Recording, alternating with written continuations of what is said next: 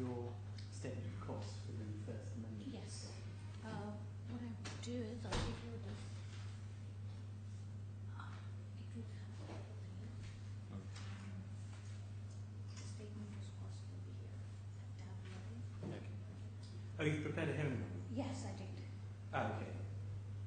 Did you serve a copy of it? Yes, I did. Yeah, because there was your office was here and I couldn't send it by courier, so I just kept it. It has all the copies which have already been served and filed. Right. So there's nothing new, just everything. But you didn't send a copy of this to Kishanchand, of the bundle? To who? To Kishanchand. No, not yet. I wanted to give it now. Okay.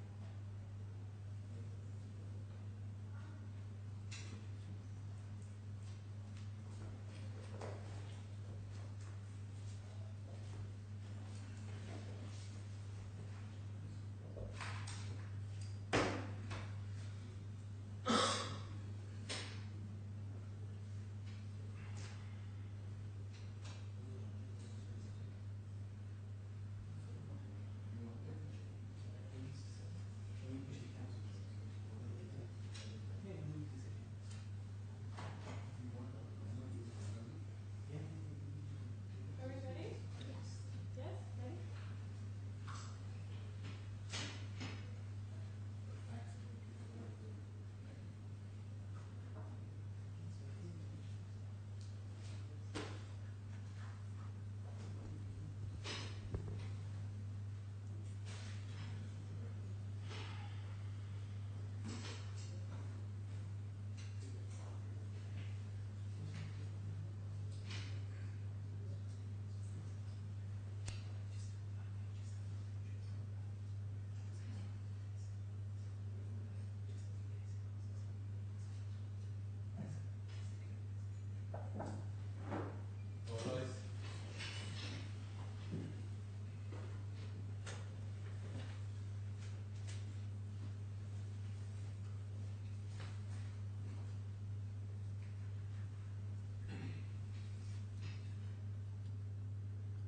May it please Your Honor, my name is Aarti Sanger and I am the lead counsel for the claimant, Mr. Bhatia. Thank you, Ms. Sanger. Yes. Your Honor has Just a called... moment, is it Mr. Mithani? Your Honour, yes. I have the pronunciation correct? That's correct, Your Thank Honour. you. Yes. Well, there are two items to deal with today. One is this outstanding question of costs, and the other is the question of possible alternative dispute resolution. Yes. So I think the first one really takes us straight to Mr. Mithani, because now is your opportunity to make submissions as to the costs of that earlier amendment application, which in a perhaps excess of generosity I'm allowing you to do. And I'm grateful to Your Honour for that opportunity. May I first of all apologise for not finding a skeleton argument with the court in respect of the costs issue. I was instructed late yesterday and first thing this morning by Kochar & Co. to appear on this application. I'm more interested in any explanation you might care to offer for why no submissions were offered last year in accordance with the court's directions. I can only apologise on behalf of those instructing me, and again, thank you, Your Honour, for the opportunity to make those submissions now. An apology without an explanation. May I have a moment? Yes, certainly. Thank you.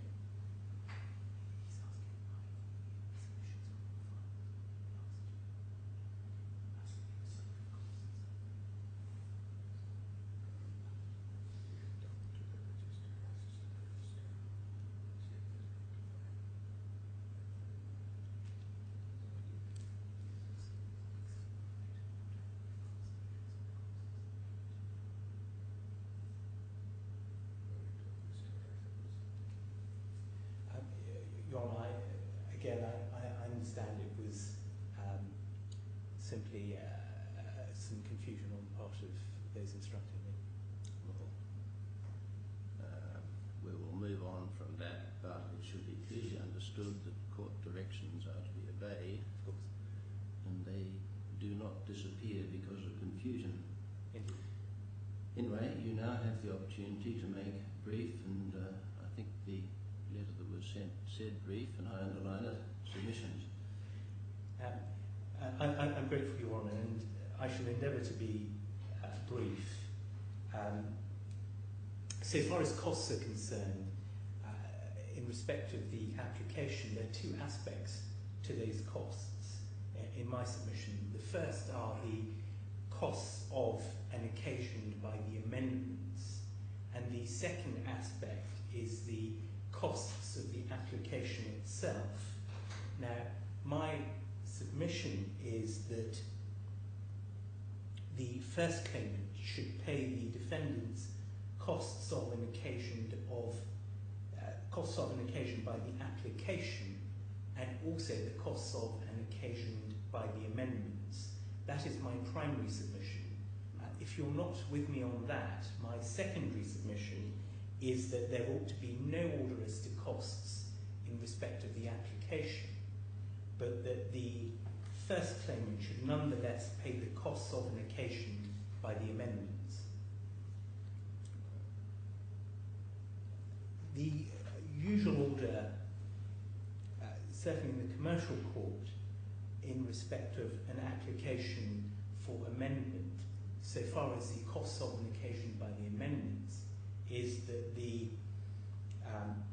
costs of and occasioned by the amendments be paid by the party seeking permission to amend.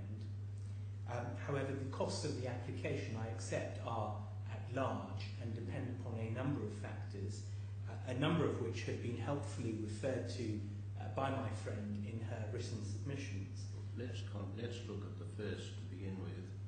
Are there any costs occasioned by the amendment? No defence was put on, so it's not a question of an amended defence being necessary.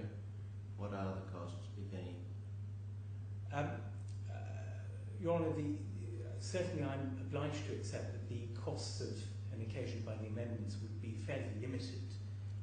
But well, what are they? If you can suggest in concept things that are worthwhile, you get, one step down the road. But if you can't, we can move on.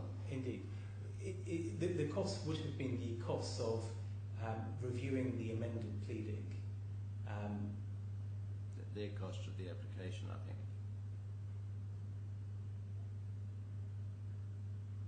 Costs of an occasion by the amendment are costs wasted by the work that's wasted because suddenly it's amended. Well, certainly I accept that this particular case is different to the usual scenario where an application for amendment would be made after a defence has been filed and then the defendant has got to effectively replead. Yeah. Those costs, of course, don't occur in this case. I think it's perhaps a slightly grey area as to whether the costs of reviewing the pleading would be costs of an occasion by the amendment or costs of the application. In my submission, they would be costs of an occasion by the amendment because the defendant would need to consider the pleading. But that's what you do. That's what you do when you get the application to amend. You sit down and say, right, well, what do they want to do? Yes. Have I got any problem with it? If I have, I do my argument saying what my problem is. Yes. That's all cost of the application. Yes. Certainly, one appreciates that there is a crossover. So if I may move on to my primary submission in respect of the costs of the application. The basis of my submission is threefold.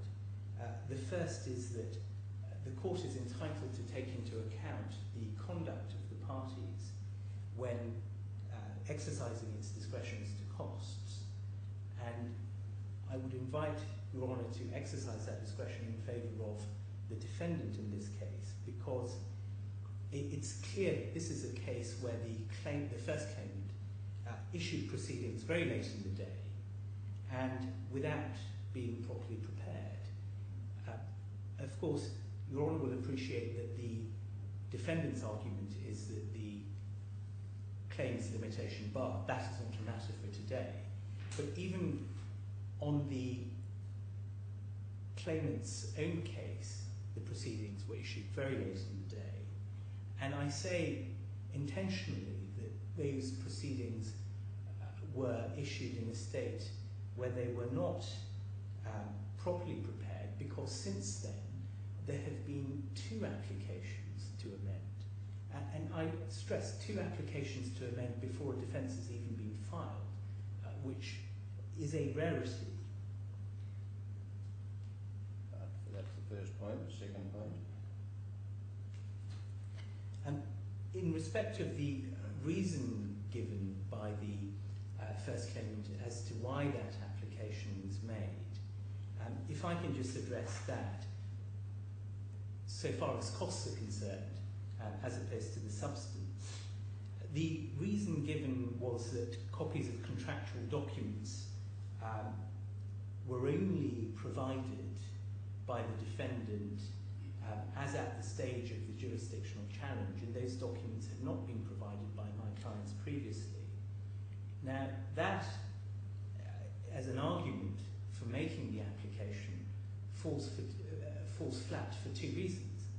The first reason is that there is significant evidence pointing to the fact that those documents had been given to the claimant. But again, I appreciate that that is a factual question, and again, it's not a matter for determination. I said something about it in the reasons, I think, and I don't know that will run. So yes. However, there's a more important point, which is that even if one takes the claimant's case at its highest, and even if one for a moment assumes that those documents had not been provided by my client to the first claimant, there has been no explanation as to why the claimant himself, the first claimant that is, didn't ask for the documents. There has been no explanation as to why the first claimant's counsel did not ask for those documents before issuing proceedings. As I understand it from those instructing me, there was no letter before action before these proceedings were issued, sent by solicitors acting for the first claimant. Therefore, it does not behove the first claimant to say, I had to make an application to amend because the defendants failed to provide me with documents in circumstances where the first claimant did not even send a letter before action, before issuing the proceedings, and did not even ask for the documents that he considered to be relevant to the pleading of his case in a proper fashion. Right. Well, now, is that the second reason or a variant of the first reason? It's a variant of the first reason. It goes to conduct. Let's move on. I understand your point. Do we get to the second reason? We do. Good. What is it? The second reason is that before filing the application, the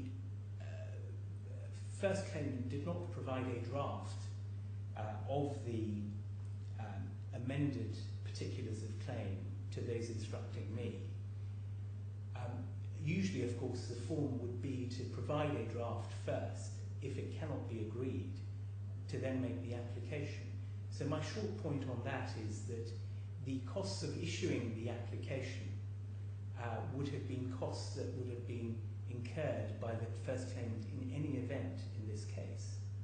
Those costs were unavoidable because this is not an instance in which, in the proper way, consent was first sought.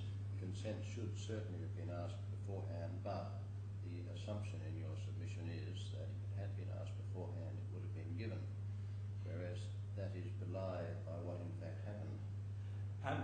Your Honour, I certainly don't for a moment seek to say that if consent had been asked for, it would have been given at that stage. I am not in a position to make that submission.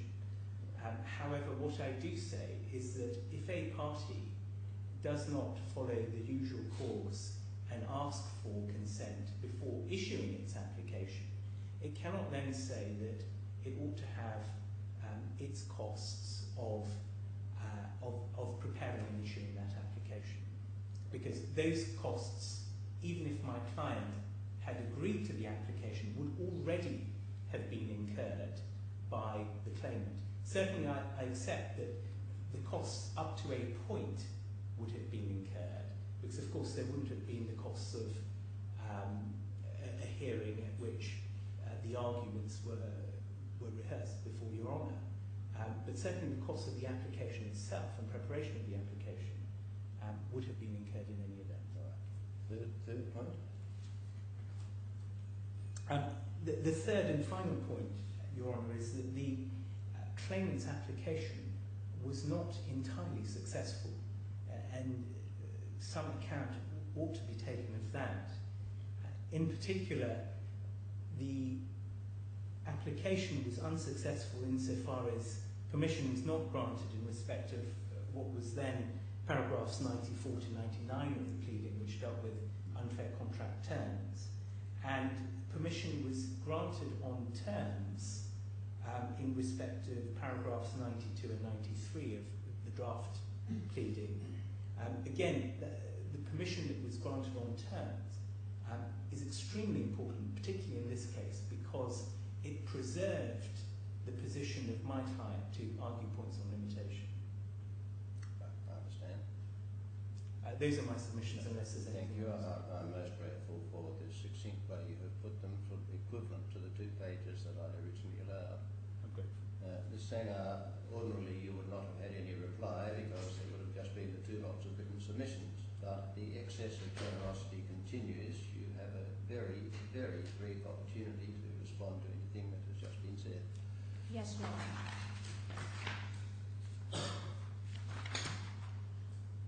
With respect to the issue of costs in relation to the claimant's first application, I would just like to mention that the reason why we had to amend the application was because the claimant did not have copies of any of the documents except for one document, which is very unusual and to some extent unprofessional on behalf of the bank not to provide these documents. But that's nonsense, Ms. Sanger.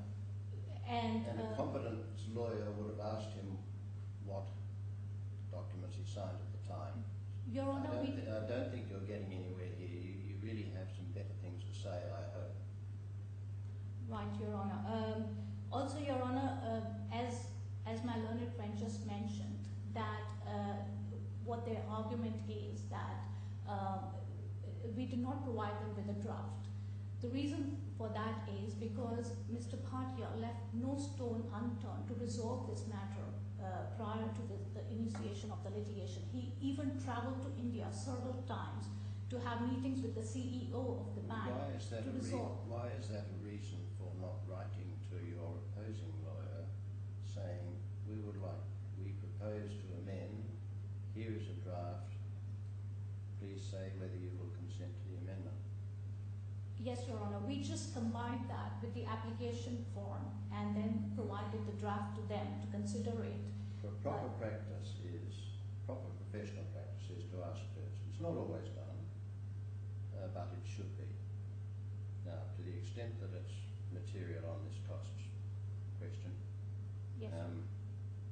What you just said is not an excuse for failing to do so. If there is any other reason for failing to do so, please tell me. We apologise for that, for not sending the It's an draft. apology to your opponent.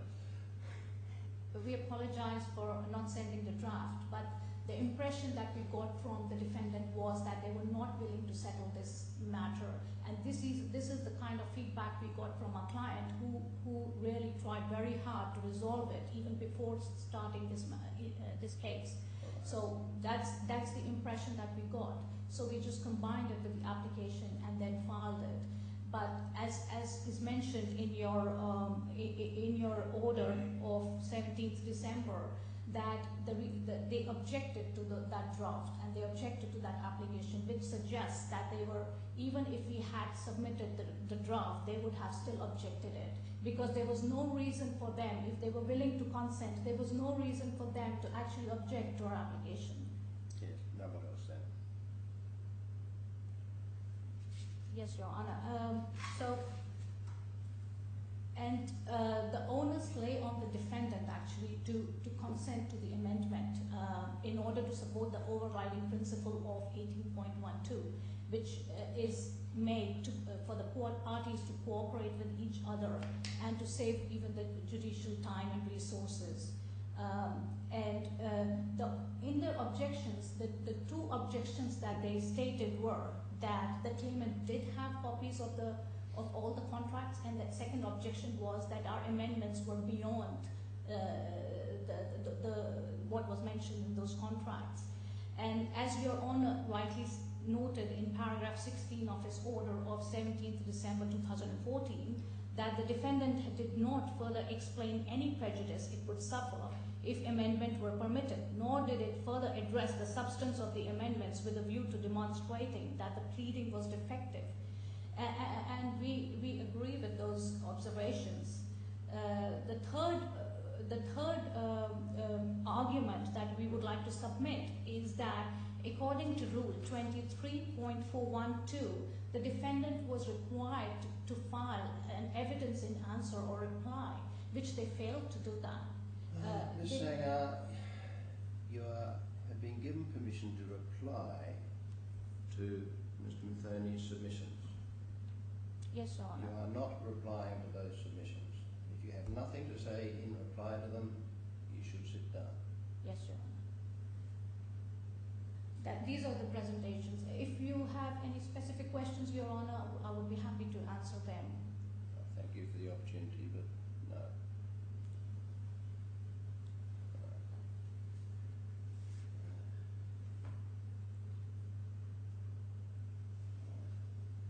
I propose to just take a moment or two, to adjourn for a moment or two, just to settle in my mind what I will do about the costs. But before I do so, let us look forward to stage 2. I asked, or more specifically I directed, but let's treat it as a request, that Mr. Bhatia, I hope I pronounce him correctly, or That's correct, be Your present. Honor. He is present, is he, Ms. Sanger? Yes, he's present. Thank you very much. And that a suitable officer of the defendant be present. Is he also present? Yes. Yes, Your Honor. Thank you very much. Well, what I'm going to do is to adjourn briefly, then I'll come in and I'll give my decision on the question of costs.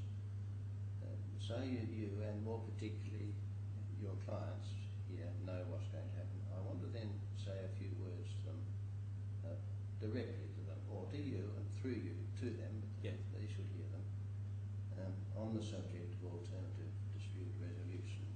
So that's the agenda, and Yes. we'll see what, if anything, comes from that. All right? So I'll just adjourn for a few minutes. All right.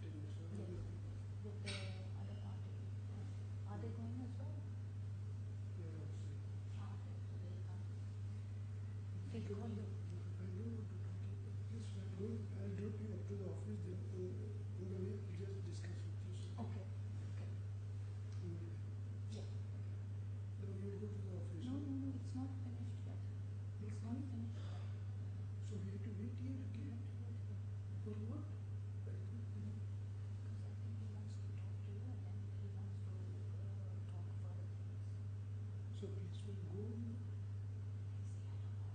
judge is coming again. So you can ask me some question. Yes. Yeah, you will just wait for him. You just wait for the next instruction. Access section. I thought you got it.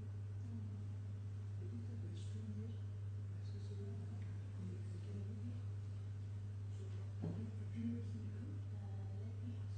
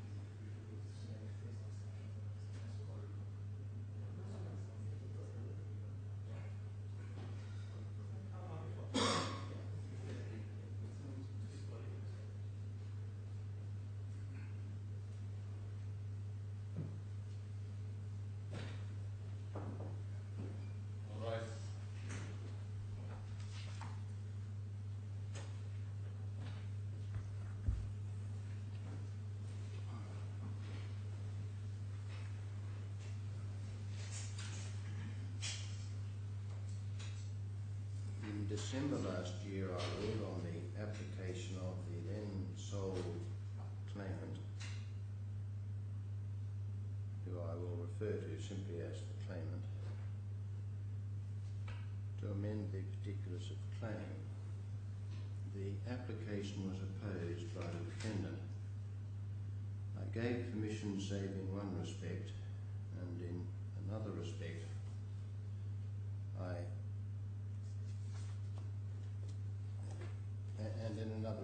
on terms.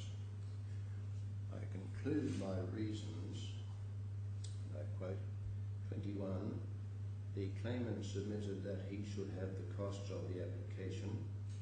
The defendant made no submission as to costs.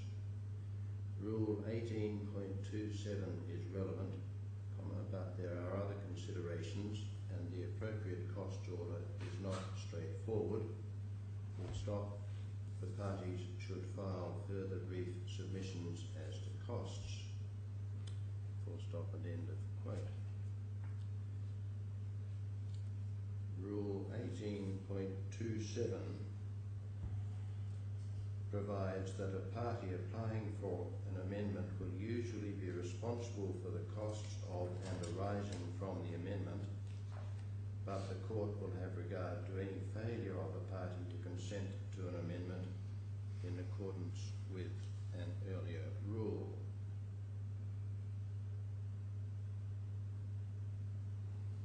That earlier rule includes that a party should consent to a proposed amendment unless he has substantial grounds for objecting to it. Directions were given for filing submissions. The claimant filed a submission in accordance with directions. The defendant did not. It is fair to say that an apology was offered today, but the explanation also offered, namely that there was confusion at the time, is not satisfactory. A direction was given. It should have been complied with. The case having been listed for other purposes, I cause notice to be given to the defendant that would have the opportunity to make brief submissions, which it has done today.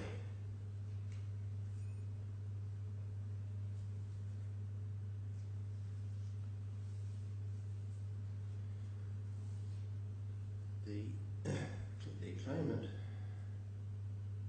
submits that Rule 18.27 should not be given effect, and that the defendant should be ordered to pay his cost of the application. He says that he succeeded for the most part, and that the defendant's refusal to consent to the amendments was unreasonable. He says also that a costs order against him, presumably meaning under Rule 18.27, should not be made because he is an individual pitted against a large corporation, and such an order, I quote, may have a long-term impact on his ability to pursue the court proceedings and may therefore imperil the proceedings, end of quote. The defendant submits that there should be an order in its favour in accordance with Rule 18.27, and as its primary position that the claimant should also pay its costs of the application, with a fallback that there should be no order as to the costs of the application. He submits that relevant matters are the unsatisfactory reason given for the application, namely that the claimant did not have copies of documents at the time the original points of claim were prepared is not a sound one,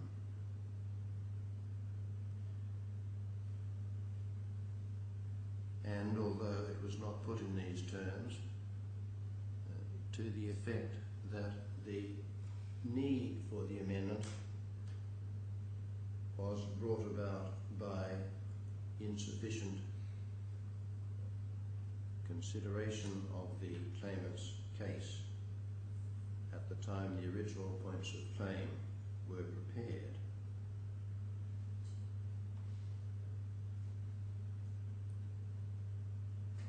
He says, as is correct, that the application was not entirely successful, although he omits to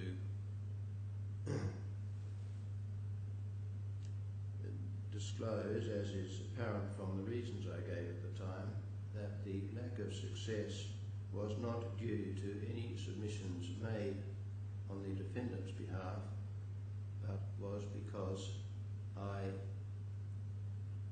saw obvious matters which required attention and considered that I could deal with them in a just way. He also said that there had been no request for consent prior to bringing the application, and suggested that that meant that at the least the claimant could not have the costs of issuing the application. I put aside the consideration that the claimant is an individual. Apart from the fact that I have no evidence of his wealth, individuals, including less wealthy individuals, do not receive special treatment as to costs. The same principles apply to all. They are all exposed to and they are exposed to cost orders like any other litigant. However, I do not think this is a situation for an order in accordance with Rule 18.27. No defence had been filed, so the defendant did not waste any costs in that respect. The defendant would have had to give consideration to the original points of claim, but it brought a reasonably prompt application contesting jurisdiction, and the consideration would have been necessary for that. I do not think that there is any, and will be caught up in the cost order made in respect of that application, whether for or against the defendant.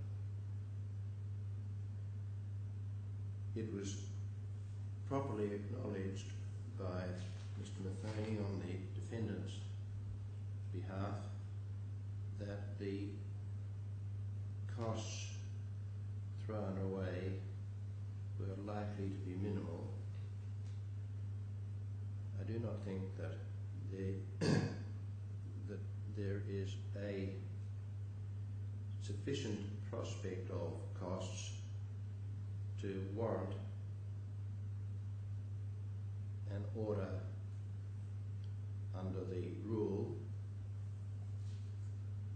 and as well, for the reasons I next give appear to me to call for such residual claim to an order under the rule as there may be to be denied. as to the cost of the application itself, it has to be said that there is not conspicuous merit on either side. The amendments were said to have been sparked by becoming aware of documents in the course of the jurisdiction application, but they went beyond anything so sparked, as indeed I observed in my earlier reasons, and the lack of earlier awareness causing such effect as those documents may have had on preparing the points of claim seems to me to stem from poor initial attention to preparation of the claim.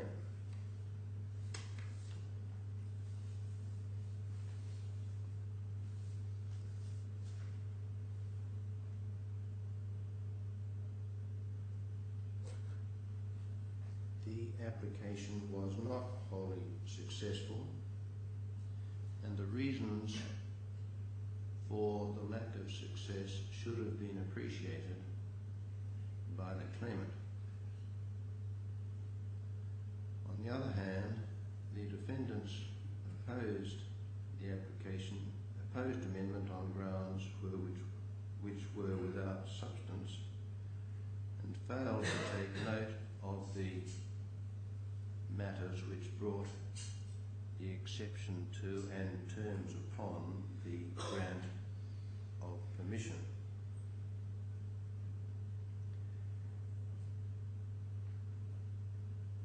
Absence of a prior request for consent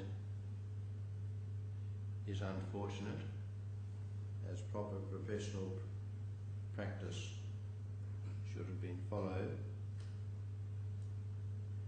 but the defendant nonetheless opposed the application, and I do not think it has any causative effect on what should be done in relation to costs.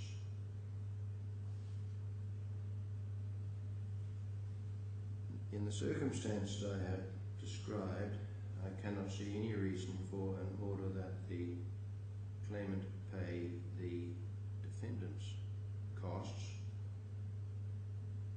nor do I think that the claimant should be entitled to have his costs paid by the defendant.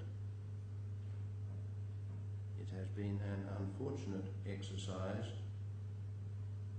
and I trust one of a nature which will not be repeated.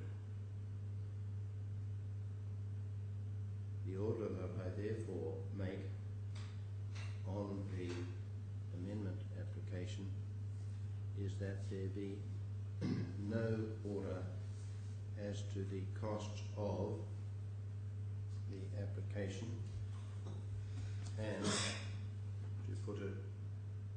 to ensure there is no misunderstanding, that there be no order for the costs of and arising from the amendment.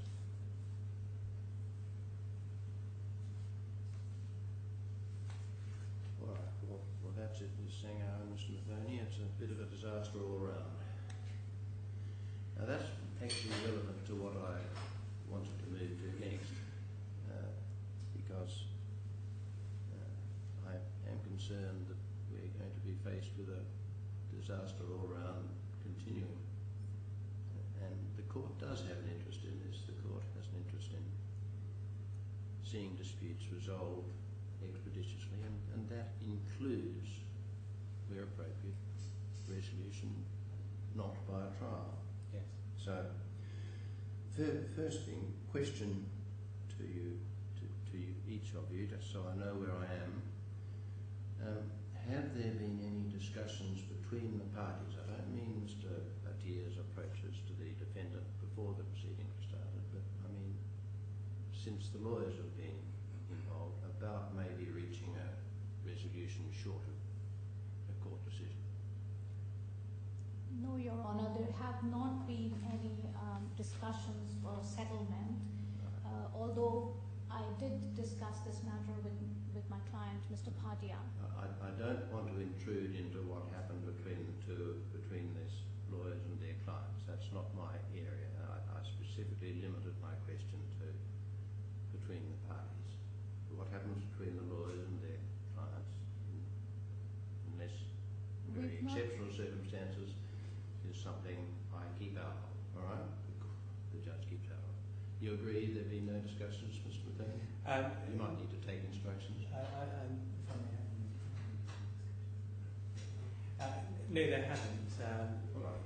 Your Honour, as we came into court, though, I suggested to my learned friend that it may be worth having some form of discussion between the parties at this stage before the court, in fact, directs or encourages the parties to go to mediation. All right. Well, I think let me assist that suggestion.